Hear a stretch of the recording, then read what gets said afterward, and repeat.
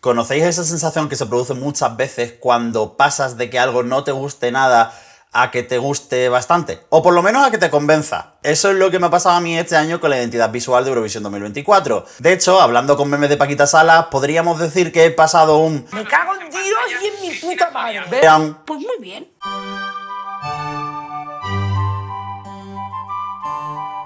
La Unión Europea de Radiodifusión junto a la televisión sueca SVT presentaron, el mismo día de la presentación de las canciones del Benidorm Fest 2024, la identidad visual del festival que se celebrará en Malmö, de Eurovision Lights. Esta ha sido desarrollada junto al estudio sueco Bold y a la productora Uncut, que bueno, Eurovisión, Bold y Uncut podría ser perfectamente un nombre que alguien se encontraría en Grindr, en Malmö. Por si no has visto la primera turra maestra, que te dejo en los tarjetones de aquí arriba, la verdad es que a mí no me convence demasiado la decisión de la Unión Europea de Radiodifusión de establecer United by Music como eslogan único del certamen.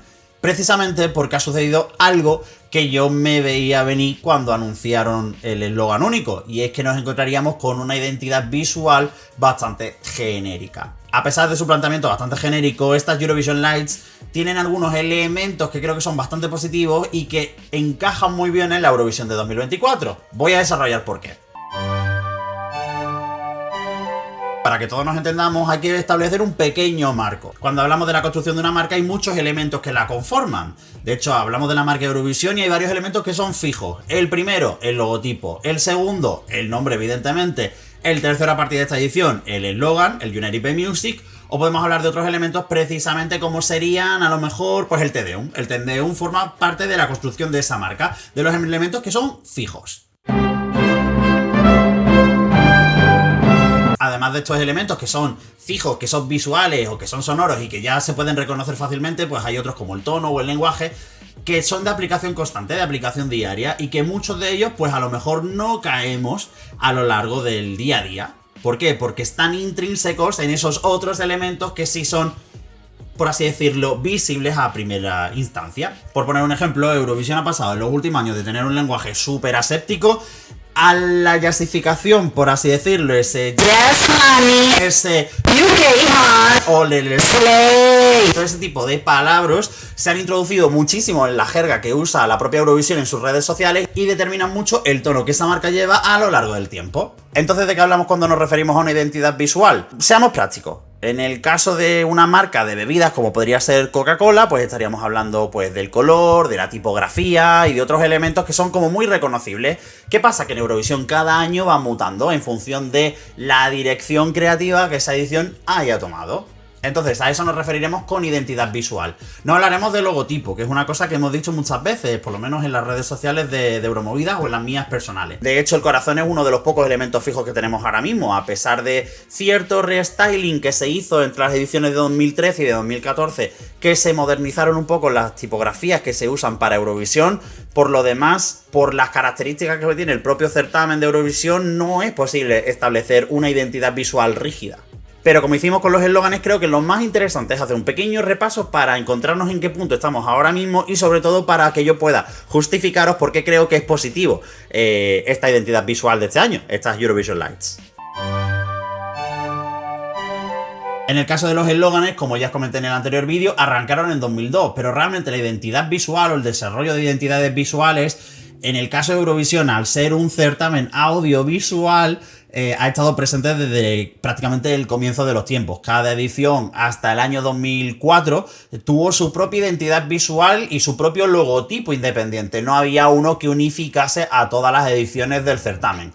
Pero no es hasta el año 2000, con la edición que se celebra, curiosamente, en Suecia, en la que encontramos el primer logotipo moderno, por así decirlo. Esos labios inspirados en los de Charlotte Perrelli, Nilsson en aquella época, que se convirtieron en un emblema, algo súper reconocible, súper visual y que llamaba la atención respecto a otras ediciones en los que el diseño había tirado por líneas pues más recargadas, más robustas. Pequeña curiosidad que incluso reconoció la Unión Europea de Radiodifusión en su época, creo que fue durante la pandemia, que hicieron muchos artículos dedicados a ediciones pasadas, y es que los labios fueron una de las opciones que habríamos tenido como logotipo fijo a lo largo de los años, pero que al final se descartó. ¿Vosotros os imagináis que hubiéramos tenido los labios con la versión de las banderas? Bueno, es que, claro, en aquella edición los colores se mezclaban en los labios, entonces habría que hacer como una readaptación en cada una de las ediciones. Bueno, no sé cómo habría quedado, porque aquello podría haber sido un poco desastre, la verdad. Las ediciones de 2001, 2002 y 2003 contaron con identidades visuales completamente independientes, que no tenían que incorporar ningún logotipo genérico de Eurovisión en su diseño. No es hasta la edición de 2004, la de Turquía, en la que ya tienen que contextualizarse. De hecho, es en la edición de 2004 en la que hay como mucha presencia de los corazones dentro de las banderas. ¿Por qué? Porque, o por lo menos en mi opinión, la impresión era que al final tenían como que marcar a fuego que esa era la nueva identidad genérica para Eurovisión. De hecho, la identidad visual de Turquía se queda como súper desdibujada. Y son los corazones con las banderas los que toman muchísimo protagonismo. Corazones con banderas, además, que estarían presentes durante las siguientes ediciones de manera muy sencilla.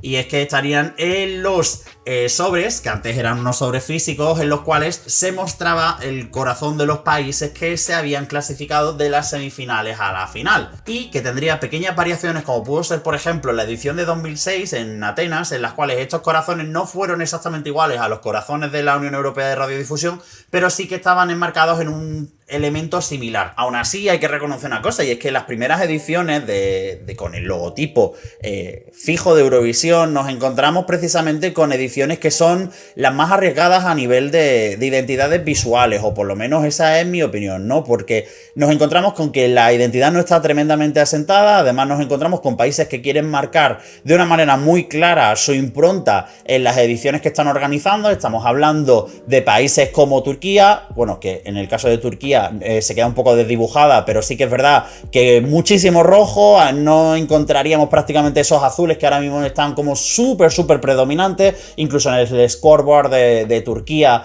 que es central en el caso del portavoz, y a los dos lados tienen las votaciones, uno de los scoreboards más interesantes que tenemos a lo largo de toda la historia reciente del festival. En el caso de 2005 nos encontramos con Ucrania, que acaba de pasar la revolución naranja, nos encontramos también con países como Grecia y como Finlandia, que son históricos, que no han organizado prácticamente nada. De hecho, no han organizado nada porque no habían ganado en todas las décadas que llevaban participando en el Festival de Eurovisión, y quieren dejar muy clara cuál es su impronta y cuál es su identidad en las ediciones de Eurovisión que organizan. Más o menos bonitas o más o menos estéticas, pero por lo menos intentaban arriesgar.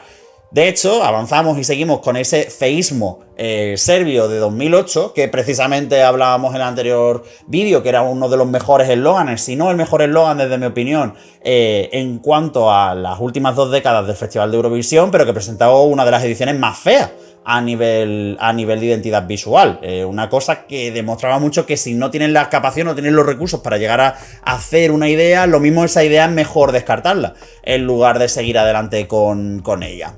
Pero bueno, de esto vamos a hablar un poquito más adelante. Mi favorito, o por lo menos en la primera parte de las ediciones, las más atrevidas, serían los de 2007 y los de 2009. En el caso de 2007, porque era súper minimalista, pero creo que intentó hacer algo que luego el resto de festivales de Eurovisión como que han ido descartando mucho, que es el intentar recurrir a pocas formas pero que sean de mucho impacto, esos letreros, rótulos negros grandotes, ese intentar no meter efectos por meter efectos, y alejarse también un poquito de esa recarga por hacer algo más frío, algo que representase esa True Fantasy, que era el eslogan precisamente de la edición de 2007. O en el caso de 2009, que es una edición que resulta un poco genérica en los diseños, por así decirlo, con esos degradados, arcoiris, que bueno, arcoiris, hablando de Rusia, lo mismo no les hace mucha gracia, pero sí que todo el conjunto visual, hablamos también de las postcards, hablamos también de otros elementos que desarrollaron para esa edición, incluso si le añadimos al escenario que hicieron, era todo una demostración de poderío ruso, ¿no? De que a ellos les daba igual gastarse el dinero que fuera, que hicieron un festival muy a la medida de Rusia, muy llamativo, muy visual, y la verdad es que, de hecho, para la época, uno de los más modernos, desde mi punto de vista. Que también os digo una cosa, que puede suceder que sea que yo le tengo mucho cariño a estos festivales, que fueron los primeros que viví intensamente como Eurofan, la verdad. Pero de esto de verme todas las preselecciones, vaya. Lo cierto es que en la primera década de los 2000, a pesar de que fuera muy llamativa, muy interesante, porque los conceptos visuales fueron bastante arriesgados, nos encontramos con un fenómeno, el feísmo eurovisivo, que comienza a desarrollarse en esa época, marcando y estableciendo cosas que realmente determina mucho el devenir de Eurovisión en la siguiente década. Ejemplos perfectos de cosas que yo personalmente creo que hay que intentar evitar que se repitan a lo largo del tiempo, o que deberíamos de intentar alejarnos a toda costa. Lo primero, el rollo Workbook de Turquía 2004, hay que evitarlo a toda costa. Porque a lo mejor en visuales quedaba súper bonito y quedaba súper estético en animaciones, pero cuando eran visuales estáticos daba un rollo al libro de inglés de tercero de la ESO bastante chungo. Luego, en 2008 nos encontramos con dos cosas. Lo primero, piensa qué carajo quieres transmitir en esos primeros diseños que al final no vieron la luz y que no se convirtieron en la identidad visual de Eurovisión 2008. Y luego, cuando se deshicieron de ellos para presentar el diseño definitivo, lo que os comentaba antes, si no eres capaz de alcanzar o de desarrollar esa idea en potencial, en su máximo exponente, chicos, ahórratelo. Porque si no eres capaz de desarrollarlo, queda cutre. Y muchas de las aplicaciones de Eurovisión 2008 fueron terriblemente cutres. Y en el caso de 2010, que ya nos estaríamos metiendo en la siguiente década, es algo que yo no termino de comprender. A mí me resulta un diseño, todo lo que rodea 2010... A mí, mi compañero Álvaro Escalante me lo intentó justificar como que los rusos quisieron ser súper magnánimos en una época además que había crisis económica y a ellos les daba igual porque tenían los petrodólares, a los noruegos que intentaron ser como súper pragmáticos y que quisieron ser súper austeros y dar una imagen de austeridad tremenda. Pero eso no es óbice como para hacer la identidad visual horrenda que hicieron con los logotipos. No, es que no eran ni logotipos.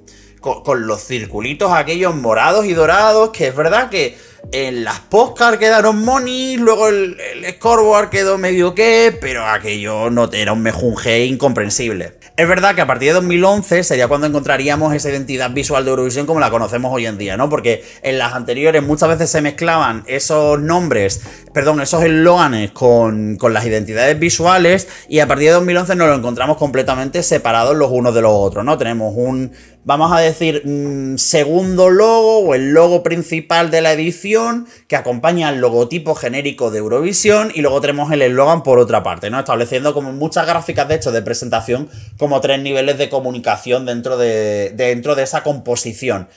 Y que se definen además por una cosa muy concreta, y es que en la mayoría de ellos no hay riesgo, riesgo cero, riesgo nulo, no quieren arriesgar, no les interesa arriesgar. Los que sí que fueron un poquito más atrevidos a la hora de arriesgar fueron los portugueses y los azeríes, en colación con lo que hablamos en el vídeo anterior de los eslóganes. De hecho, a los portugueses se les fue la flapa, hicieron como 27 versiones con esos símbolos marineros que habían creado, que de hecho muchos de ellos eran incluso inconexos los unos con los otros y que realmente acabaron prácticamente sin usarse. Hicieron como una especie de mosaico que realmente se quedó en que usaron esa concha y poco más. Los azeríes fueron un poco más a lo seguro, pero lo que os decía, se atrevieron en lo justo, porque el resto del desarrollo creativo fue coger los elementos de Düsseldorf 2011 y cambiarle lo que había antes con degradados de colores por ponerle el fuego. Aquí el Miguel del futuro, que cuando estaba editando me he dado cuenta de que no he mencionado la identidad de 2023, que la verdad que sí, que varía un poquito con respecto a las anteriores y sí que merece ser digna de ser mencionada, por lo menos en intención, que sí que intenta ser un poco más visual y llamativa, pero que es verdad que la ejecución, por lo menos en algunas aplicaciones como pudo ser las pantallas LED del escenario, pues quedaba un poquito pobre. Y bueno, también a lo mejor podemos mencionar 2017, y es que lo de 2022 es tan aberrante que no merece ser la pena ni mencionado.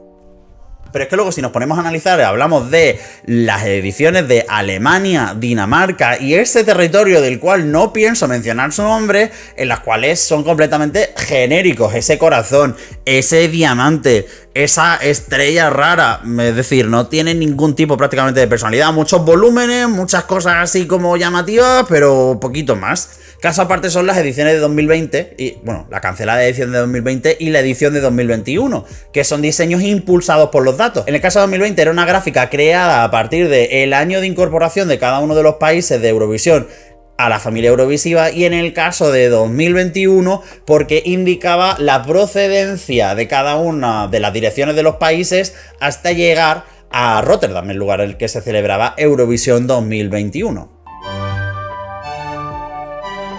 En el caso de Suecia sí que creo que hay una cosa muy importante, y es que si en lo otro no hay riesgo, los suecos son capaces de, a pesar de hacer diseños bastante feos, marcar época y establecer elementos que se repiten a lo largo del tiempo. Y eso creo que sí que es súper útil para la marca Eurovisión. Y de hecho creo que siempre hablamos de los suecos como un país que hace cambios como le da la gana y tiene completamente indulgencia por parte de la UE, pero es verdad que a nivel de diseño y de atrevimiento visual, de identidades visuales, son aquellos que transgreden un poquito más respecto al resto y que establecen un poquito elementos que se repiten a lo largo del tiempo. Porque sinceramente Suecia es un país que ahora mismo no necesita reflejar su propia cultura de cara al resto de Europa, porque han organizado el festival en chiquicientas ocasiones, sino que ellos pueden establecer más otros elementos o pueden desarrollar otros aspectos de los valores de Eurovisión que no son tanto la propia representación de su cultura. Que bueno, dentro de lo que cabe hablamos un poco de la zona escandinavia y estas Eurovision Lights beben un poco de esa tradición para hacer un poco el discurso visual. Si hablamos estrictamente de las identidades visuales de 2013 y 2016, estamos hablando respectivamente de la identidad visual más fea de la historia del Festival de Eurovisión y de la identidad visual más genérica que podían haber hecho. No tanto como el rombo de Dinamarca, pero era bastante genérica. A pesar de la fealdad de 2013 y de lo genérico de 2016, fueron capaces de desplegar esos elementos de manera que se construyera una identidad visual relativamente rica. En el caso de 2013, como las mariposas, esa fea de la metamorfosis, al final había muchas mariposas de cada uno de los países y cómo se integraban con las postales de presentación de las actuaciones. Y en el caso de 2016, similar, también un poco en esos dientes de león que tenía luego los colores de cada una de las banderas. Y sobre todo porque estableció, por ejemplo, en 2016 uno de los elementos clave en el diseño gráfico de Eurovisión en los últimos años, que no es necesario un banner en la parte de abajo como un faldón para presentar la actuación, sino que se puede hacer de manera más interesante. En el caso de 2016, de hecho, cada uno de los países tenía como su propia tipografía, o sea, había buscado una tipografía que encajara mucho con la estética o con los elementos del país para poder presentarlo, y creo que además fue precisamente una decisión bastante acertada, porque lo hacía mucho más llamativo que si no todos tenían ese faldón. ¿Que estamos acostumbrados muchas veces a estas cosas? Sí, pero que los cambios en este aspecto sí que creo que son de los más interesantes y de lo mejor que ha aportado Suecia al Festival de Eurovisión. Y es que al final, a pesar del mosqueo inicial que uno puede tener y que de hecho se refleja en este vídeo que os voy a compartir ahora mismo... Soy horrible. Pero escúchame, pero que eso lo hago yo con el Canva y 3 euros. Creo que los suecos han sido capaces de hacer un ejercicio de identidad visual interesante partiendo de la base de lo genérico que tiene que ser trabajar con una frase tan vacía de contenido para el contexto sueco como United by Music. Es verdad que han intentado contextualizarla en el marco escandinavo, que yo no sé, sinceramente, yo no tengo la cultura suficiente como para decir si en Suecia, en el norte o lo que sea, hay auroras boreales o no, porque he leído a gente en Twitter decir que en Suecia no hay auroras boreales. Pero sí que se establece un poco en ese marco escandinavo en el que sí que se asocia a las zonas del norte todo el rollo de las auroras boreales y de las luces del norte, con los ecualizadores musicales y cómo eso se ha trasladado a los degradados que se incorporan en las gráficas, o por lo menos las poquitas gráficas que hemos visto de Eurovisión 2024. Porque eso también es otra diferencia que nos encontramos en esta edición, que otras veces hemos visto muchísimas aplicaciones previas de cómo quedaría la identidad visual aplicada en diferentes soportes, como podía ser el merchandising o como podía ser vídeos o diferentes elementos, y en el caso de Eurovisión 2024 creo que tenemos prácticamente muy poquito definido. Hemos visto algunos degradados en la página web, que por cierto, por favor, quiten los degradados en movimiento de la cabecera, quedan horribles de feo, a mí se me ven punteados y mi ordenador no es precisamente que yo tenga un Windows XP, que lo que tengo es un Windows 11, entonces por favor señores, quiten el degradado de la cabecera, queda fatal. Pero hay otras aplicaciones en las que los degradados quedan bien, de hecho hay muchas aplicaciones rectangulares y cuadradas que al final, cuando distribuyes las zonas de degradados y lo incorporas por diferentes partes, quedan, la verdad es que muy llamativas, son bastante chulas. Y eso lo digo yo, que suelo ser hater absolutamente de todo lo que ha ido saliendo en festivales de Eurovisión en los últimos años a nivel visual. Incluso si lo pensamos fríamente, dentro del contexto eurovisivo, estos degradados son transgresores, lo cual debería ser irónico, porque son elementos a los cuales aquellas personas que seguimos muchas cuentas de diseño y muchas cuentas que van un poco en la línea de creatividad La estética esta que hemos visto, pues de tipografía muy grande y colocada con muchos espacios, es una tendencia que yo creo que ya la tenemos un poco, si no pasada, creo que ya la tenemos como muy intrínseca o que la tenemos como ya muy interiorizada, pero creo que en el contexto eurovisivo no es algo que hubiéramos visto anteriormente. Le han dado mucho protagonismo a un eslogan que personalmente no soy muy fan, pero creo que en este contexto es llamativo, y creo que también juega mucho con otro elemento que va a ser irónico, porque a pesar de que hay mucho colorinchi, es una identidad súper minimalista, que es algo que también creo que se asocia mucho a cómo es el diseño en Suecia. De hecho, yo le pregunto a mi madre cómo es el diseño en Suecia o en la zona de los países escandinavos, y ella siempre me habla de minimalismo. Bueno, creo que no hay nada más minimalista que este mueble de Ikea que tengo aquí ahora mismo, que es literalmente cuadrado. Un cuadrado al lado de otro cuadrado y otro cuadrado. Bueno, vosotros lo habéis entendido. Que me hace mucha gracia cuando se hace la comparativa con el Spotify Wrap. Pero lo cierto es que el Spotify Wrap sigue esa estética porque está contextualizado en 2024. Entonces, a lo mejor que sea tan parecido, y no lo quiero decir solo porque Spotify sea una empresa sueca, el hecho de que esté tan parecido a la identidad visual de Eurovisión 2024 a la de Spotify Wrap, puede que sea perfectamente plausible porque está intrínsecamente metida en tendencias de diseño de 2024. O por lo menos de años recientes. Y eso es positivo, porque realmente si venimos de una cierta descontextualización de Eurovisión respecto a las tendencias de diseño que imperan en el mundo fuera de lo que es Eurovisión, lo mismo es interesante ver cómo esas tendencias se unen un poquito y se encuentran en el certamen que más nos gusta a todos nosotros. Es más, si tuviéramos que definir la identidad visual de Eurovisión 2024 con una frase, habría que decir que es minimalista en los elementos, mientras que es maximalista en la aplicación del color. Y eso, la verdad, es que está mucho más relacionado con la propia identidad del Festival de Eurovisión, de lo que está el puñetero eslogan genérico que han decidido. Así que la conclusión es que sí, que las Eurovision Lights creo que me han gustado, me han acabado convenciendo. Y muchas gracias por aguantarme esta segunda turra maestra enfocada a la identidad visual de Eurovisión 2024. Se vienen más turras maestras, he conseguido la luz verde por parte de mis compañeros de Euromovidas para hacer más turras maestras, así que el próximo domingo nos vemos para seguir hablando de cosas relacionadas con marketing, comunicación y diseño en el Festival de Eurovisión. ¿El qué? Pues bueno, pues ya os conectáis el próximo domingo. De nuevo el Miguel del futuro. Será el sábado 30, ¿vale? El domingo es 31 y en Año Nuevo no vamos a subir turra maestra. Le dais a suscribirse, a la campanita, a todas esas cosas que tenéis que hacer si nos seguís en YouTube y os enteráis. Y si no, no os preocupéis porque os dejo por aquí los vídeos que hemos estado grabando y presentándoos con los artistas del Benidorm Fest 2024, y también os dejo por aquí el botoncito para que os suscribáis al Movida. Ya sabéis, de mi parte solo queda una cosa que deciros. Como dirían en Montenegro 2015, ¡adiós!